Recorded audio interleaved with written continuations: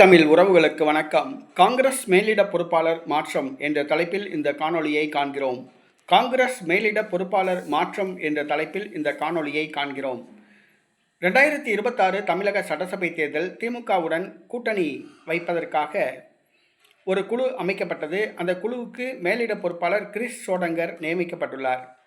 கிரிஷ் சோடங்கர் கூட்டணி பேச்சுவார்த்தை ஆரம்பிப்பதற்கு முன்பாக காங்கிரஸ் கட்சி தொண்டர்களிடம் பேச்சுவார்த்தை நடத்தினார். காங்கிரஸ் கட்சி தொண்டர்களோ கடந்த முறை போட்டியிட்ட 25 தொகுதிகளை விட கூடுதலான தொகுதிகள் பெற வேண்டும், அமைச்சரவையில் பங்கு வேண்டும், ஆட்சியில் பங்கு வேண்டும் என்று கோரிக்கை வைத்தனர். அப்படி திமுக சம்மதிக்காவிட்டால் தமிழக வெற்றி கழகத்துடன் இணைந்து தேர்தலை சந்திப்போம் என்று கூறினர். இந்த சூழ்நிலையில் திமுகவுக்கு கிரிஷ் சோடங்கர் அழுத்தம் கொடுத்ததாக கூறப்படுகிறது. ஆனால் திமுகவோ காங்கிரசார் ஆட்சியில் பங்கு, அதிகாரத்தில் பங்கு, அதிக தொகுதிகள் என்ற கோஷம் ஏற்படுவதற்கு காரணம் கிரிஷ் சோடங்கர் தான் என்று சந்தேகப்படுகிறது.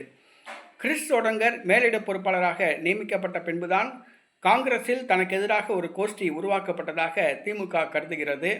ஆகவே கிரிஷ் சோடங்கர் தலைமையில் பேச்சுவார்த்தை நடத்துவதற்காக ஒரு குழு அமைக்கப்பட்டு ஏறத்தாழ 40 நாட்கள் ஆகியும் கூட திமுக பேச்சுவார்த்தையை தொடங்காமல் உள்ளது.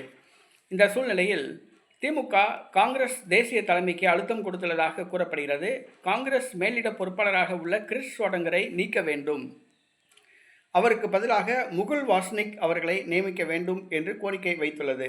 கிரிஷ் சோடங்கர் காங்கிரஸ் மேலிட பொறுப்பாளராக இருக்கும் வரை திமுக காங்கிரஸ் கட்சியிடம் கூட்டணி பேச்சுவார்த்தை நடத்தாது என்று கூறப்படுகிறது. இதனால் காங்கிரஸ் கட்சி அதிர்ச்சி அடைந்துள்ளது. ஆகவே கிரிஷ் சோடங்கரை மாற்ற முடிவு செய்துள்ளது. திமுகவின் விருப்பப்படி முகுல் வாஸ்னிக் மேலிட பொறுப்பாளராக நியமிக்கப்படலாம் என்று கூறப்படுகிறது. இது திமுகவுக்கு வெற்றி என்றே கூறலாம்.